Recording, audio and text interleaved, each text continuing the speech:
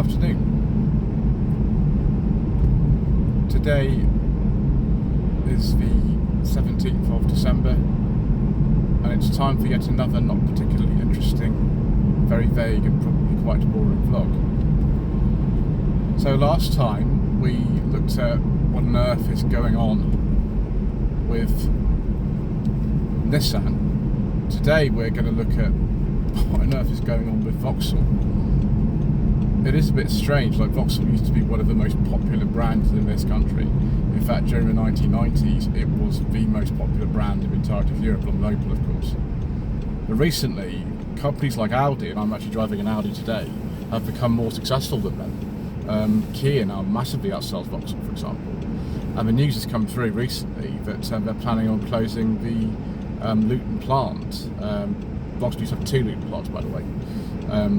But the one that they're closing has been going for a long time, and they just invested a lot of money into it, and it seems like a very strange decision. But we'll park up somewhere because it's going to need some context to this, and we will discuss this a bit further.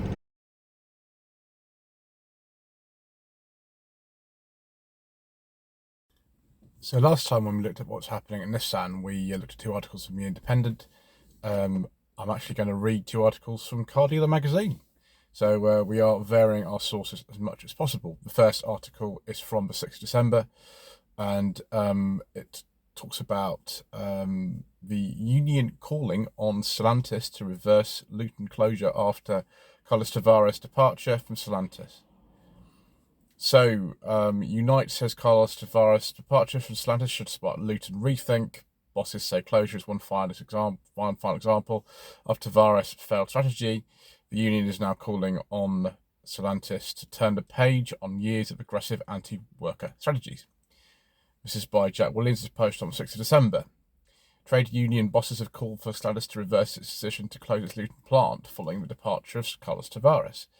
The car maker confirmed the immediate departure of its long-standing boss earlier this week. I think it was either end of November, beginning of December, just days after announcing plans to end production in Luton from next year. His removal was said to be a disagreement over general strategy, with Tavares overseeing a huge cost-cutting exercise in recent years. Now, with a Portuguese businessman out of the picture, the union leaders want fresh talks over the plans, which could cost as many as 1,100 jobs. Trade union Unite described the decision to close Luton plant as one final example of Tavares' failed strategy, and the move must be halted. The body also called on Stellantis to turn the page on years of aggressive anti-worker strategies following the 6-year departure. It will now put counter-proposals to Stellantis in the hope of preventing the closure of the Bedfordshire factory. Sharon Graham, Unite's General Secretary, said that the exit CEO Carlos Tavares is an opportunity for Stellantis to turn the page on years of aggressive anti-worker strategy, which now will threaten to close a profitable plant that is ready to produce thousands of electric vans next year. Let's not talk about that specific thing for now.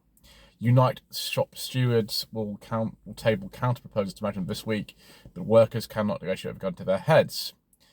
Stellantis must withdraw the HR1 redundancy notices immediately so workers, management and government can negotiate the future of this vital electric factory. End quote.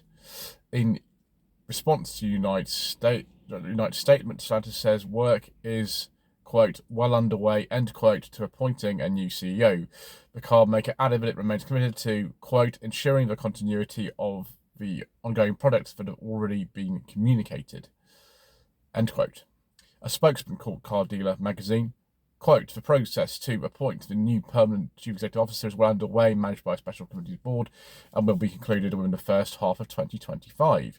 While the appointment of a new CEO is concluded and the new organisation has been implemented with immediate effect, the interim executive committee, are responsible for direction oversight of the company on behalf of the board of directors. The IC is chaired by John L. Khan. We've heard of him, actually. He's been with, I think, Fiat Chrysler for some time. The committee will also ensure the continued ongoing projects will be communicated under the guidance of the CEO. End quote. Outlining its future plans, next month, Stellantis said it would close Vauxhall's plant in Luton from next April. That's been going a really, really long time, that factory. And instead invest £50 million into Ellesmere Port, where it builds Vauxhall, Peugeot and Citroën electric vans, as well as some other cars as well, of course. Bosses said they hope to transfer, quote, hundreds end quote, of jobs from Luton to Ellesmere Port as part of a transition, and Stellantis is currently in consultation with unions and employees. In response to the proposals, a government spokesman said, quote, while it's encouraging to see Stellantis investing in the future of its Ellesmere Port plant, we know this will be a concerning time for the families of employees at Luton who might be affected. We have a long-standing partnership with Stellantis and we continue to work with them, as well as trade unions and local partners on the next steps of their plans. The government is backing the wider industry with over £300 million to drive uptake of zero-emission vehicles and £2 billion to support the transition of domestic manufacturing.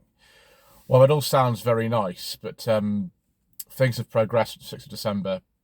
This is actually an article, I think it's from today. We'll just transition on to this one now.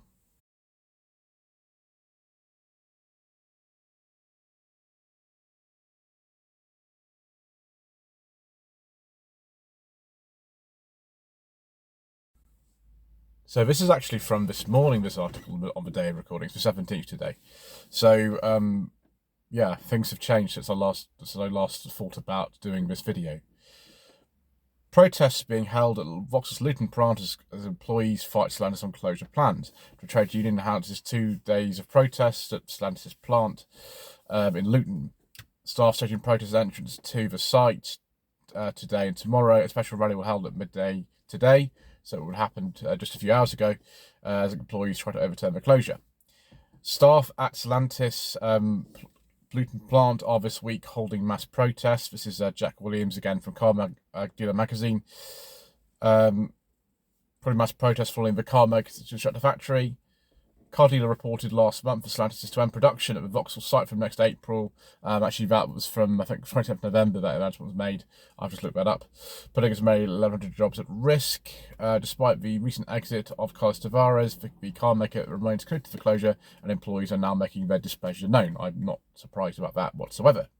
Trade Union Unite says protests will take place for the next 2 days, 17th and 18th December, beginning at 8 AM and running till 4 PM. A further rally will take place at midday today. That was a few hours ago, with all protests being held at the entrance to the plant. Unite recently called on Stellantis to reconsider closing the Vauxhall plant in wake of Tavares' departure and is backing the ongoing protests. Sharon Graham, the Unite General Secretary, said, quote, shutting the profitable Luton factory when it's just been made ready to produce electric vehicles for 2025 makes no sense. That's a fair point. Time has now been called on Carlos Tavares, whose counterproductive strategy of cutting Stellantis to the bone has artificially inflate profits has clearly failed.